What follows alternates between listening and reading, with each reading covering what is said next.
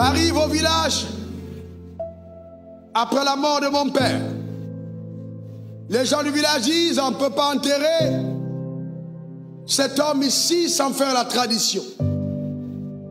Et je sais que la tradition en question, ce sont des adorations occultes et sataniques. Mais il était né de nouveau et allé dans les eaux du baptême consciemment. Donc nous ne pouvons pas déshonorer ces enterrements en donnant des rituels sataniques à ces enterrements. Ça, il est hors de question. J'avais pas 30 ans. Il dit ok, si tel est le cas, faites vos funérailles en ville, mais ne mettez pas les pieds au village. Si vous mettez les pieds au village, vous ne rentrez pas vivant. Et moi, je renchéris en disant, nous allons venir au village. Il ne faut pas te laisser intimider. Amen. Satan ne veut pas que tu saches qui est en toi. Eh bien, nous sommes donc partis et nous sommes arrivés au village. À l'entrée du village, écoutez-moi bien. Vous savez, le monde spirituel est un monde réel. Et la parole de Dieu est remplie de force. Alors on dit, stoppez le cortège. On arrête le cortège, on descend et on pose les pieds sur le sol. En disant clairement, là où tu fouleras la plante de tes pieds, je te donne cet endroit en possession et en héritage.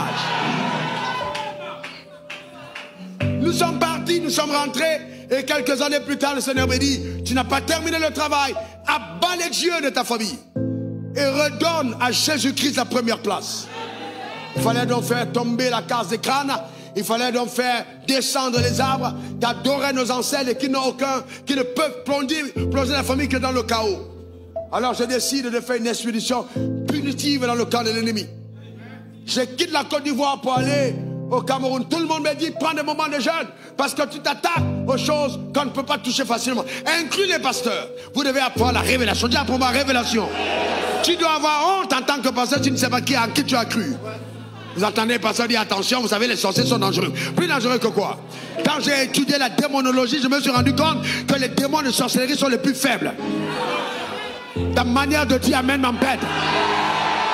On dit celui qui est en toi est plus fort, dit le sorcier. Qui est le sorcier?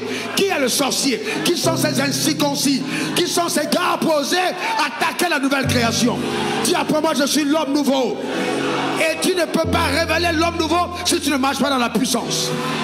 Sans puissance, il n'y a pas de révélation de l'homme nouveau. L'homme nouveau n'est pas un religieux. L'homme nouveau est doté de pouvoir souverain. J'ai horreur de ce que je vois aujourd'hui, une église vidée de puissance. On n'a pas besoin des discours des Grecs, des Hébreux, des Latins. C'est pas ce qui compte. On a besoin de la dynamique de vie, la tangibilité, l'authentique, le palpable, le visible, le démontrable, le témoignage palpable de ce que Dieu a été capable de faire. Tous les gens qui sont des écoles bibliques ne sont pas ouïs par le Saint-Esprit. On peut ne pas avoir rencontré Jésus et devenir professeur en théologie, docteur en théologie. On peut être ordonné pasteur alors qu'on est désordonné dans le plan prophétique. Ça n'a rien à voir. Ce qui fait la différence, c'est la puissance de Dieu. Dieu dit, j'ordonne que tu sois puissant. J'entends le Seigneur me dire de te dire que tu passes à un autre niveau de puissance. Donne-moi ton meilleur amen. Une autre dimension de puissance. Dis encore amen. Une dernière fois amen. Je rentre au village. Personne ne veut couper ses arbres.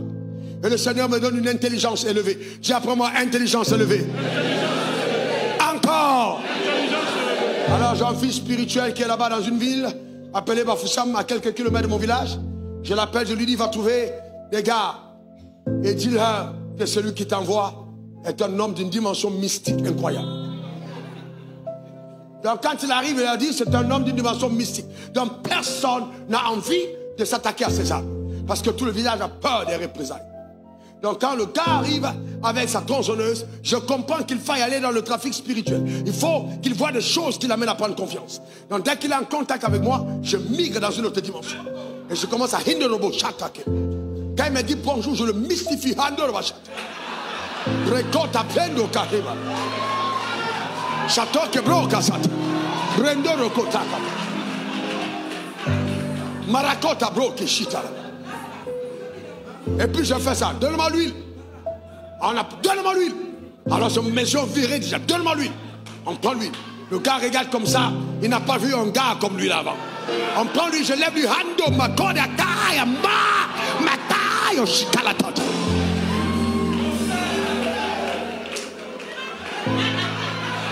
Il tend la tondeuse, Shakatamo, Rakato, Makataka. Je prends l'huile, je fais dessus, Mamakoti Kataka. Maintenant Maintenant, je monte là, je fais Rindo, Shakatakande, Shakatande, Kotata.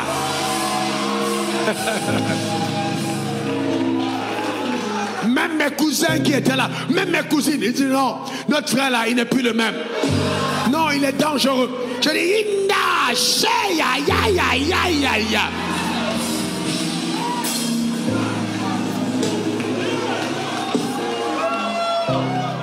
C'était l'homme nouveau. C'est pour ça que le parler en langue, c'est une dotation divine pour l'homme nouveau. Donne-moi ton meilleur amen. Dis encore amen.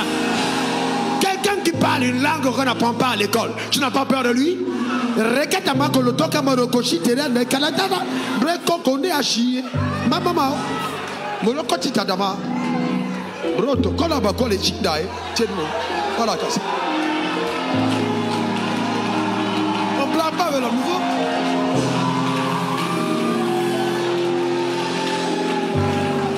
Le gars a coupé, le truc est tombé, lui-même est devenu content. J'ai pris le deuxième.